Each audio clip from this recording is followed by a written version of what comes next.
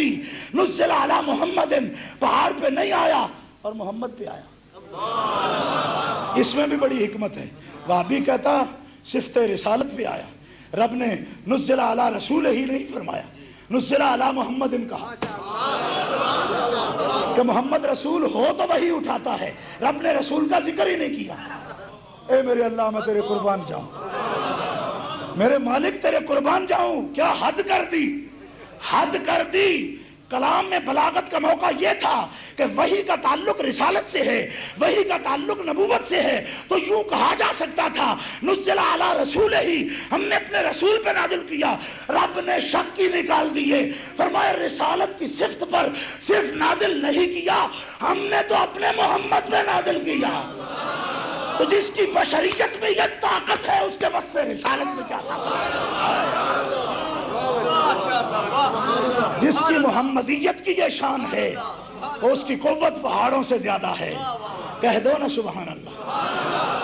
اور ایک جملہ دوستوں کے لیے، طاقت پہاڑوں سے زیادہ ہے لیکن نرمی سختی پہاڑوں جیسی نہیں۔ نرمی یہ کہ آپ کو کانٹا چبھے، یہ تکلیف بھی انہیں گوارا نہیں۔ عجب بات، پہاڑوں میں طاقت ہوتی ہے تو سخت بھی ہوتے ہیں، لیکن یہاں سختی نہیں، نرمی ہے، اور طاقت پہاڑوں سے بھی زیادہ۔ کہیے سبحان اللہ۔ اور ایک بات عرض کیے دیتا ہوں کہ جنہوں نے طور پہ دیکھا اگلے ہوش بھی گئے۔ حضور فرماتے ہیں جب ٹھنڈک پڑی نا، علمت ما فی السماوات و ما فی الارض، جو مجھے نہیں آتا تھا وہ بھی سب حاصل ہو گیا۔ فرق تو سمجھو نا یار، ہمیں کہتے ہو شعر پڑھتے ہیں، ہم نے کہا چلو سنت سنا دیتے ہیں، حدیث سناتے ہیں، وہ بھی سن لو تو بڑی بات ہے۔ آپ سے یہ بات نہیں کہہ رہا، آپ تو سنتے ہیں، شعر بھی سنتے ہیں، نعت بھی سنتے ہیں، تقریر بھی سنتے ہیں، سب سنتے ہیں، آپ سے نہیں کہہ رہا۔ میں آپ کے حوالے سے ذرا ادھر بھی بات کر رہا ہوں تھوڑی تھوڑی۔ ہاں مطلب یہ ہے شعر پڑھتے ہیں، میں نے کہا شعر نہیں پڑھتے، حدیث پڑھتے ہیں، حدیث پڑھتے ہیں۔ اب تو سنو، اب تو سنو، لیکن تمہیں کچھ فرق نہیں پڑتا، نہ تم شعر کے قابل ہو، نہ تم کسی دلیل کے قابل ہو۔ مجھے ایک کہنے لگا جی 9 کو حضور پیدا ہوئے ہیں، 12 کو نہیں ہوئے ہیں۔ میں نے کہا مختصر بات یہ ہے کہ تم 9 کو جلوس نکال لو۔ کہا جی نکالنا تو ہمیں نہیں۔ میں نے کہا جب نکالنا نہیں تو پھر بڑ بڑ کرنے کا فائدہ کیا ہے؟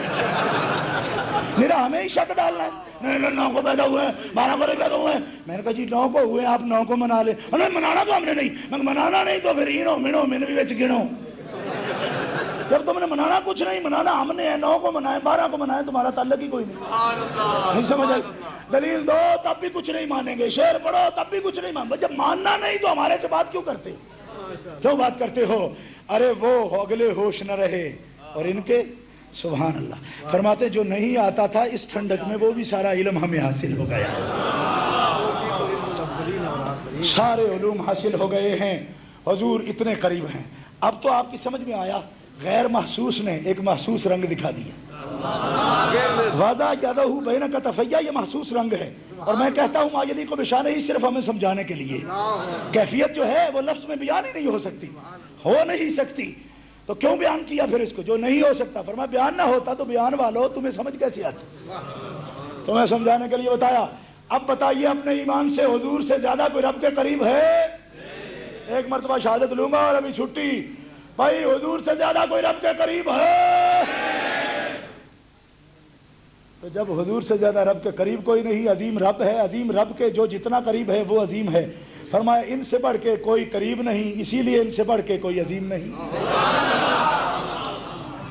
اور ایک مسئلہ بالکل شارٹ کر کے عرض کرتا ہوں، جب حضور نے دیکھا نا تو رب نے بھی تعریف کی۔ تفسیر ابن کثیر میں حافظ ابن کثیر کہتے ہیں جب ایک تجلی عماد الدین ابن کثیر اور وہابی کے مزاج کے قریب قریب ہیں، اس لیے میں ذرا ان کو نشاندہی کر کے کہتا ہوں تواڈے چاچا جی بھی کہنے پہ، یہ ابن تیمیہ کے پوتا شاگرد ہے، لکھ دیا، لیکن ہے اچھا عالم ہے۔ حضرات سنیں، فنی ہے نا، فنی اس لیے اچھا کہہ رہا ہوں۔ گرامی قدر حاضرین ذرا توجہ فرمائیے، توجہ فرمائیے۔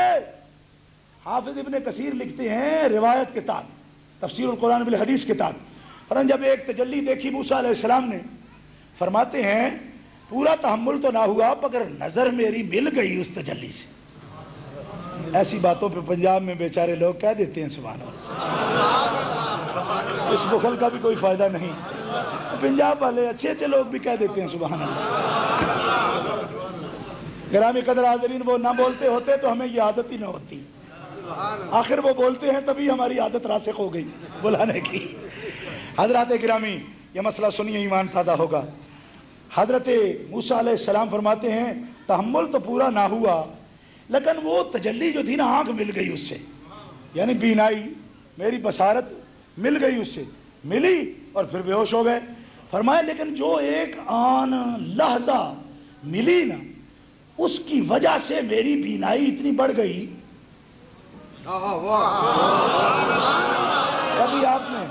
کبھی آپ نے روحانی ڈائجسٹ پڑھا ہوگا، وہ کہتے شمع بینی سے آنکھ کا نور بڑھ جاتا ہے، چاند دیکھنے سے ٹکٹکی لگا کے آنکھ کا نور بڑھ جاتا ہے۔ یہ مسئلہ اس حدیث سے بھی نکلا ہے۔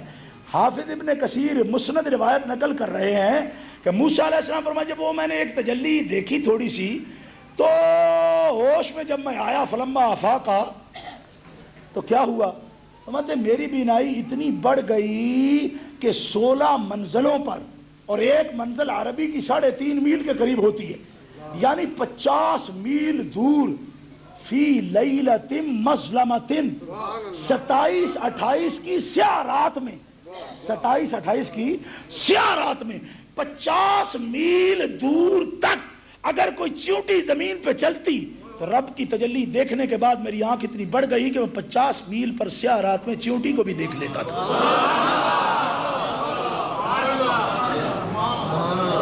ہمارا کوئی قصور نہیں، نہ مولانا احمد رضا خان کا کوئی قصور، کوئی ہماری غلطی نہیں، خدا جانتا ہے نہیں، ہم کوئی مسئلہ بیان کر ہمارے پیچھے پڑ جائیں گے۔ بھی حافظ ابن کثیر نے لکھا ہے، ہمارا کوئی رول نہیں ہے اس میں، جیسا بھی ہے ابن کثیر کے گلے پڑو جا کے۔ سنیو، صرف اس پہ تبصرہ ایک جملے میں عرض کرتا ہوں۔ حافظ ابن کثیر بھی کہہ گئے، فرماتے ہیں اس بات کی سمجھ آئی کہ جس نے تجلی دیکھی وہ بھی پوری نہیں، وہ 50 میل پر سیاہ رات میں چیونٹی دیکھتا ہے، اور جس نے عین ذات کو ٹکٹکی لگا کے دیکھا وہ اپنی قبر میں ہو ساری کائنات کا مشاہدہ کر لے۔